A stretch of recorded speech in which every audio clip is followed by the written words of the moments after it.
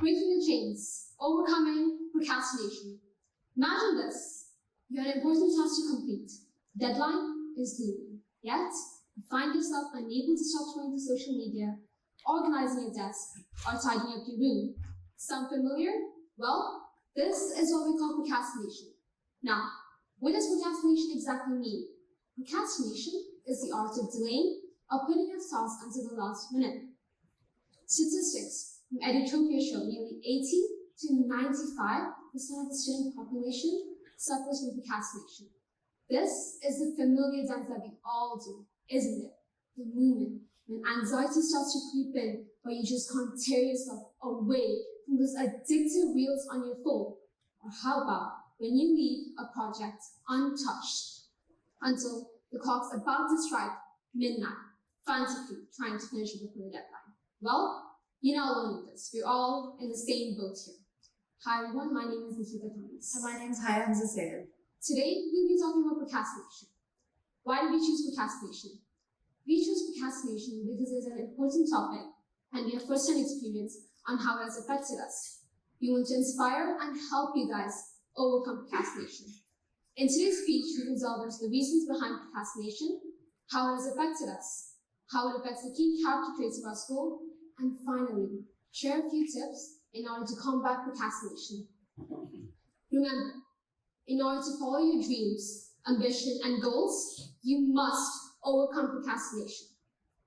Procrastination isn't just mere laziness or failure of time management, but is a nuanced phenomenon deeply rooted in complex interplay of psychological factors.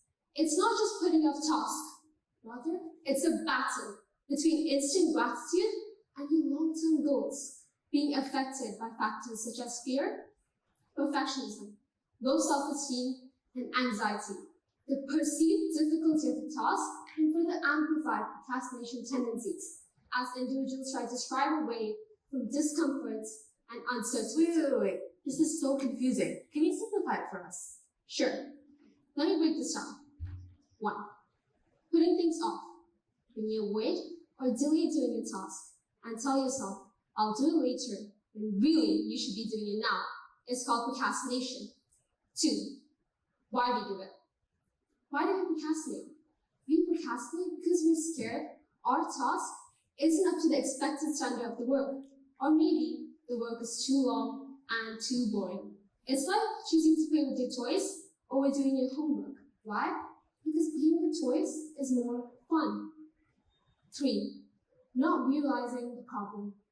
Procrastination often happens because we don't realize the problems and issues it can cause our lives later on. For example, when we play with our toys and leave it all scattered on the floor, not realizing it's going to be harder to walk around with them now, isn't it? Thinking about now than what's best for us later. Procrastination often has a way of making us decide what we want right now and what's best for us later. It's like choosing to eat candies or vegetables, even though you know vegetables are better for your health in a long-term way. Getting better at it. Procrastination is just a bad habit. Just like you learn how to ride a bike and tie your shoelaces, you too can overcome procrastination. Remember, everyone procrastinates at some point in their life. With practice and patience, we can eliminate procrastination from our lives. It's important to be kind to ourselves, even when we mess up due to procrastination.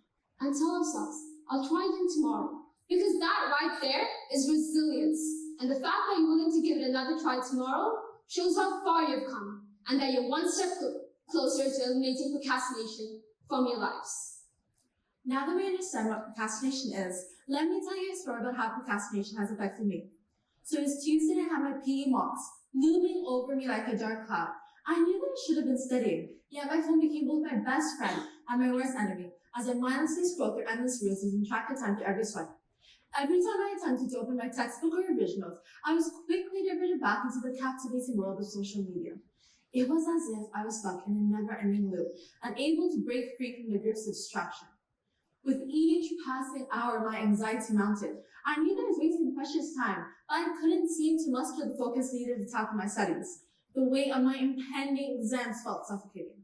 As the day wore on, a sense of panic set in. I had squandered an entire day that could have been dedicated to productive revision. Yet, the more I dwelled on my lack of progress, the harder it became for me to motivate myself to begin.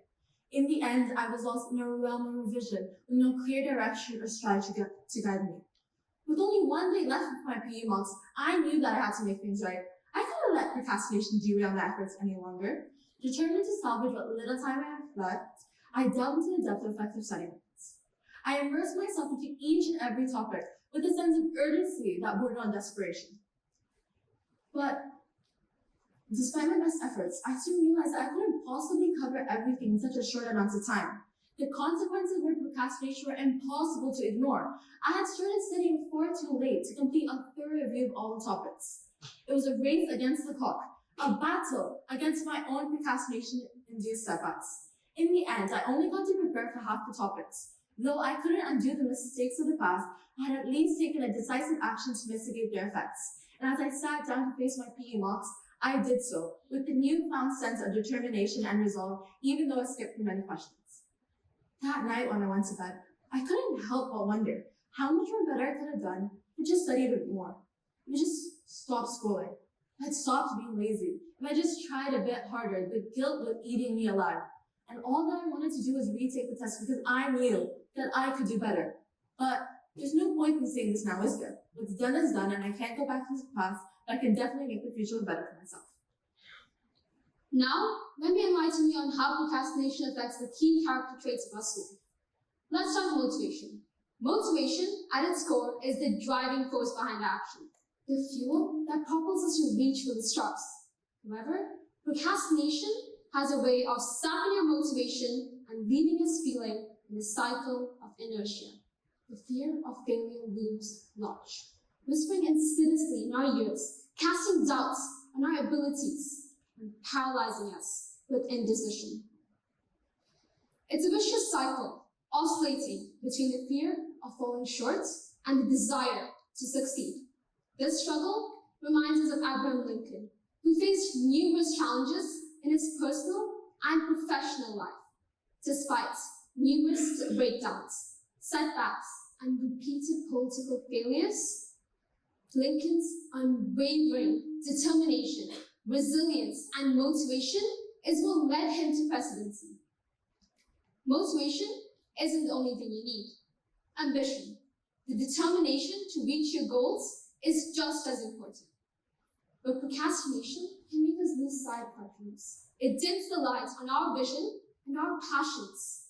Instead of striving for greatness, we settle for average results, taking the easy way out, when really, we should be pushing ourselves to achieve the greatest possible result. The ability to bounce back from challenges is called resilience. When we put things off, it chips away at our self-confidence and drains our mental strength. Each time we give into procrastination, the harder it becomes to find the energy and push through. This mirrors Michael Jordan's experience. He faced numerous setbacks and failures too, even being cut from his own basketball team in high school. But he didn't let procrastination derail his life. Instead, with determination, resilience, and motivation, he became the greatest basketball player ever. And he said, "I have failed over and over and over again.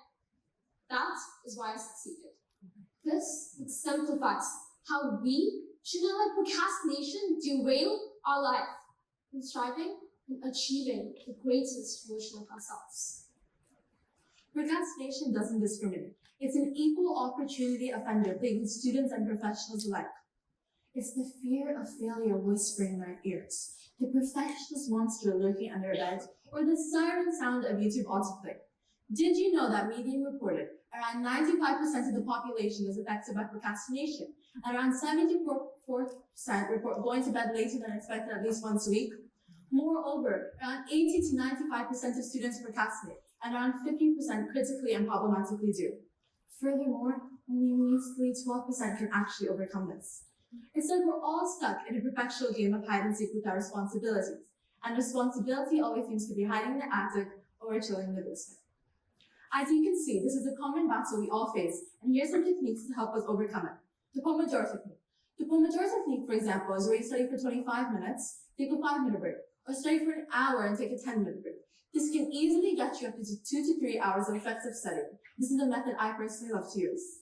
Next is the traffic light method. This is when you print out your syllabus and color code them according to your understanding. For example, red for topics you have no idea about, orange for topics you're okay with, and green for topics you're confident with. Focus on the red topic first, then the orange until you can make all of them green. The light year system. The light year system is based on spaced repetition. For example, if you study something new, you'd want to come back to it after 2 days, then a week, then 2 weeks, and at least once a month. Next is the flashcards. This is when you draw 2 columns on your table, label one of them yes and the other one no. The cards that you do get it correct, put in the yes column, and the cards that you do get it wrong, put in the no column. Keep on practicing until you can make all the no cards yes. To conclude, procrastination affects everyone on a daily basis, but it is within ourselves to overcome procrastination in order to achieve our dreams, our goals, and our ambition. Imagine the weight of a heavy task lifting off, the anxiety subsiding. We have all felt the sting of procrastination, and now let's break free from its clutches. Let's hold each other accountable, support one another, turn procrastination into action, anxiety into achievement, looming deadlines into successes. Together, we can break the cycle of procrastination. Thank you for listening.